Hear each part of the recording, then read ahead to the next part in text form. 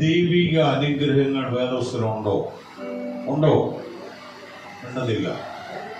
മലാക്കിൽ എഴുതിയിരിക്കുന്നത് ദൈവത്തിന് കൊടുക്കുമ്പോൾ എന്തോ പറഞ്ഞേക്കുന്നേ? ആകാശത്തിന്റെ കിളിവാതിൽ ഞാൻ തുറക്കും, സ്ഥലം പോരാതെ വരികയോളം ഞാൻ ഇതിനെ അനുഗ്രഹിക്കും, വെട്ടുക്കിളിയെ ഞാൻ ശാസിക്കും, നിങ്ങൾ മനോഹര ദേശമായിരിക്കുക, സകല ജാതികൾ നിങ്ങളെ.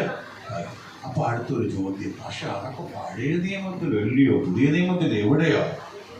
പൗലോസ് 2 കൊരിന്ത്യർ 8-ാം അധ്യായത്തിൽ എന്താ പറഞ്ഞേക്കുന്നത്? മക്കദോന്യ സഭയെ കുറിച്ച് എന്താ പറഞ്ഞേക്കുന്നത്? കഠിന ദാരിദ്ര്യത്തിലായിരുന്നു. എല്ലാവരും പറഞ്ഞ കഠിന ദാരിദ്ര്യം. കഠിന ദാരിദ്ര്യം ഒന്നും ഇവിടെ ആർക്കുമില്ല. അവരുടെ സന്തോഷ സമൃദ്ധി, ധാരാളം ഔദാര്യം കാണിക്കാൻ ഇടയായി. എന്താ പറയുന്നത്? According to their ability, beyond their ability. പറഞ്ഞേ കുഞ്ഞുങ്ങൾ പറഞ്ഞേ, according to their ability, beyond their ability.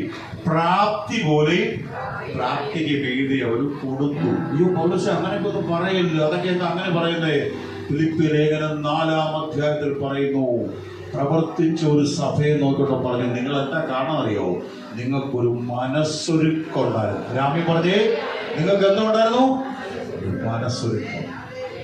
നിങ്ങൾ ദൈവദാസനാണെന്ന് നിങ്ങൾ മാനിച്ചു. അതിന് പൗലോസ് അവിടെ എഴുതിയിരിക്കുന്ന എന്തുവാ? ഇത് ദൈവത്തിനൊരു യാഗമായി മാറി.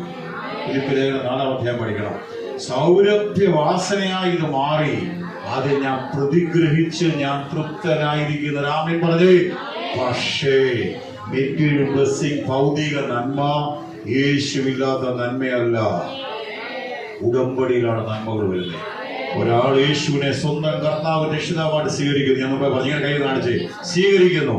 ജലത്തിൽ പരസ്യമായി അവനെ സാക്ഷീകരിക്കുന്നു. തീർന്നില്ല. കർത്താവ് രക്ഷിക്കപ്പെടുന്നവരെ ദിനംപ്രതി സഭയോട് ചേർക്കുന്നു. അപ്പനുറുക്കുകളിൽ അവരെന്ത് ചെയ്യുന്നു? പങ്കാളികളാകുന്നു. ദൈവവചനം പഠിക്കുന്നു, ആത്മാവിൽ സത്യത്തിൽ ആരാധിക്കുന്നു. 6 കാര്യങ്ങൾ. ഈ വ്യവസ്ഥയിൽ നിൽക്കുന്ന ഒരു വ്യക്തിക്ക് ആത്മീയ അനുഗ്രഹങ്ങളുണ്ട്. അതെങ്ങനാന്ന് ചോദിച്ചാൽ, മഞ്ഞ പൊഴിഞ്ഞ പോലെ, തീക്കൽപ്പാറ ജലം കൊടുത്ത പോലെ, കാടപ്പക്ഷി പറന്ന പോലെ. എന്തുകൊണ്ടാണ് ഞാൻ ചോദിക്കുക? മരുഭൂമിയിലൊക്കെ ഒത്തിരി പേരൊക്കെ ഉണ്ടായിരുന്നില്ല. അവരെ കുറിച്ചൊന്നും വേദോസ് എഴുതിയിട്ടില്ലല്ലോ. പക്ഷെ ഇസ്രായേൽ മക്കളെ കുറിച്ച് എന്താ പറഞ്ഞേ? അവർ ബലഹീനമില്ലായിരുന്നു, അവർ വസ്ത്രം ജീർണിച്ചില്ല, ജനിപ്പ് തേഞ്ഞില്ല. എന്താ കാരണം? They were under the covenant blood, the covenant of God.